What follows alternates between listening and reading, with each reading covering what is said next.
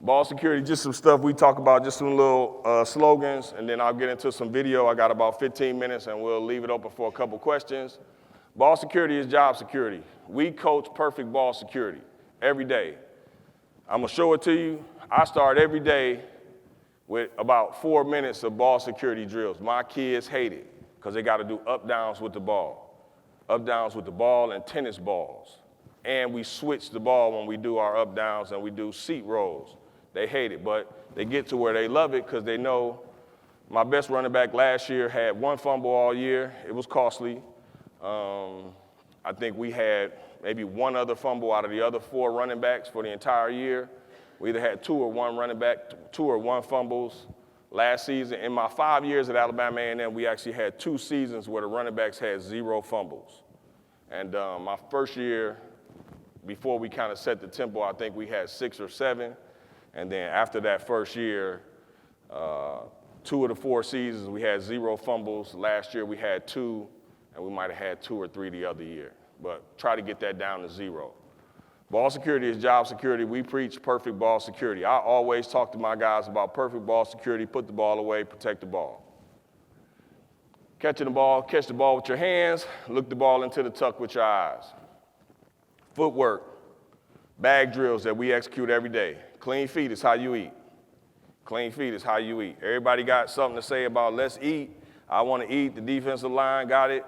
For the running backs, clean feet is how you eat. So I do footwork drills every day on bags and then in space, and then footwork drills with steps.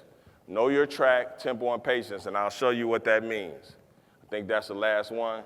All right, what I'm gonna do now is I'm gonna shift and I'm gonna go through some video just to show you guys some of these drills and how we do them.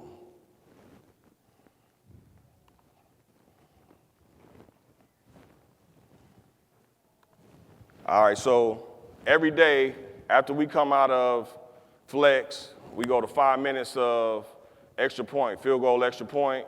I'll take the running backs and we'll go do wide receiver routes. So once we come back, I actually put a ball and a tennis ball down for every guy that I got that day. So we do up downs. This particular one, everybody's got the ball in their right hand. So with that, I got this drill from Jerry Mack at Tennessee. They use tennis balls. So I went to my tennis coach and I said, hey man, let me get some old tennis balls. So I'm gonna take a tennis ball and I'm gonna put it underneath his armpit. And he gotta tuck the ball away high and tight.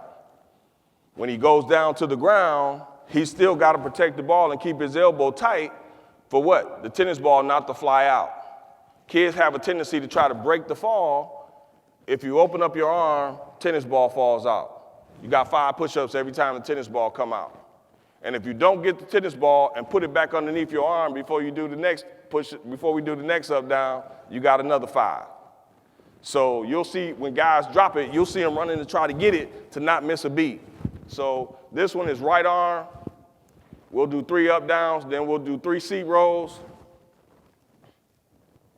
And then they finish with a forward roll. Then they come up. We'll switch, put it underneath the other arm.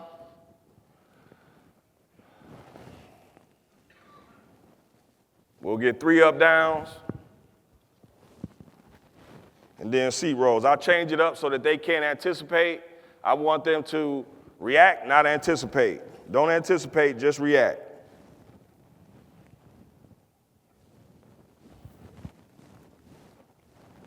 I'm gonna show you one more thing of those.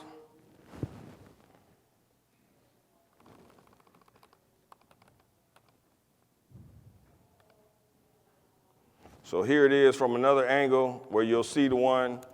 So we'll get it to where this is right arm. So now in this, just a point of emphasis, what I stopped right there, one of the kids, first kid all the way on the left, tennis ball's underneath his arm, but he was holding the ball here. The ball was across his body. And I'm telling him, hey man, get the tip up. We're not doing that. So I made us start the drill over. So they get a little bit lazy at times, and you got to coach and demand what you want. Tight elbow, tip up. Seat rolls. And then finish. We'll switch arms. They put it underneath the other arm. seat rolls, forward roll. Now they get rid of the tennis balls. And now we're going to switch. Everybody, the ball is in the same hand to start. Everybody starts with the ball in the right hand. The filmer person is late here, but they start with the right hand, and after every up down, we switch. So everybody's going to have the ball in the right hand at the same time. It's going to be the same thing once we do the seat rolls. So I'm going to do that 3 times. We're going to get the right arm with the tennis ball, left arm with the tennis ball, no tennis ball, and then we'll switch. We'll switch for 3 and 3.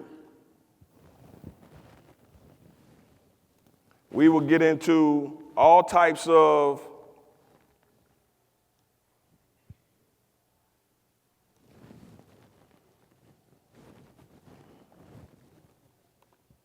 bag drills. I do bag drills every single day. Once we come out of this, we're going to do some kind of bag drill.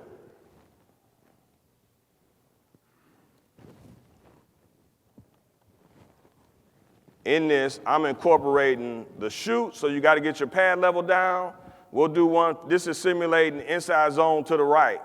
So now he's got to get vertical, stepping over the bag, some contact, pick your feet up, an arm swipe. They got it. The people helping me sometimes are in the wrong spots till we get it right.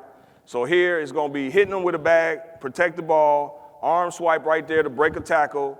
Then we're finishing a stiff arm, and we'll go through. We got another day where I got enough people. I'm going to show you this in another one where you just see all the different things that we incorporate.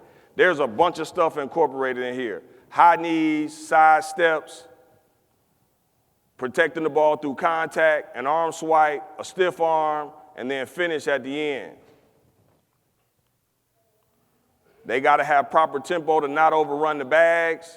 This is simulating kind of this inside zone to the left, a B-gap type play.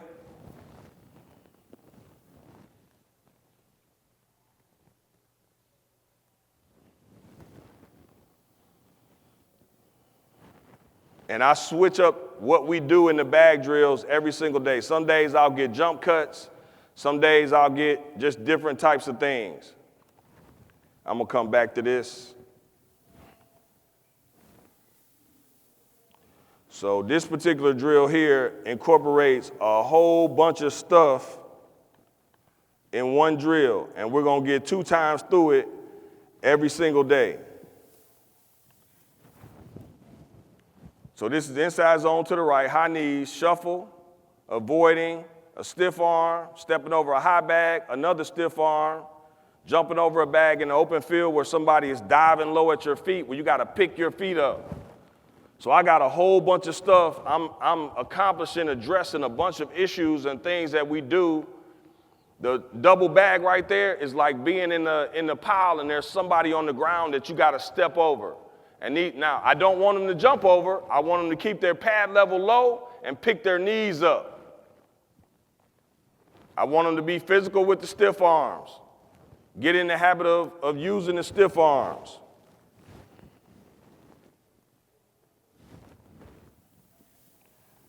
All right, another drill we do with bags.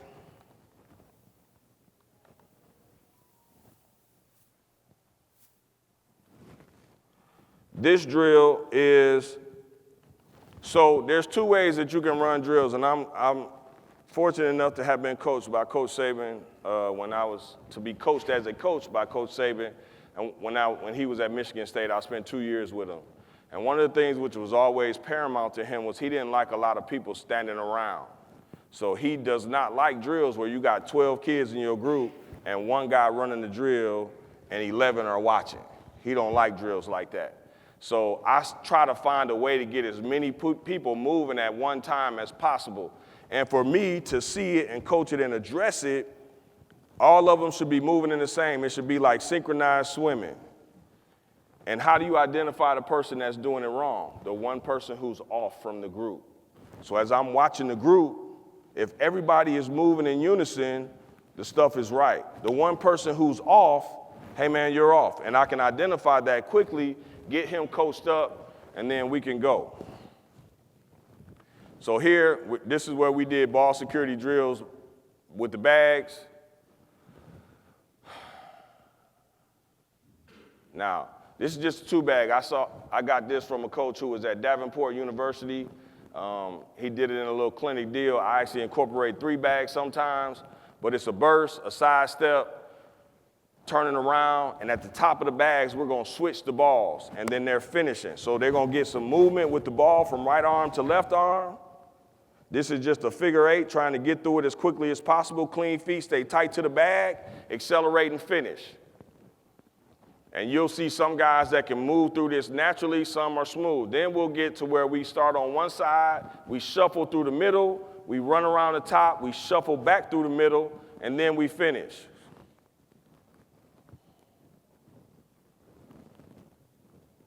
This is a step over. We're stepping over the bag every time. This is a step over, not a jump cut, a step over. And we'll get that from both sides. They should switch the ball at the top and then finish.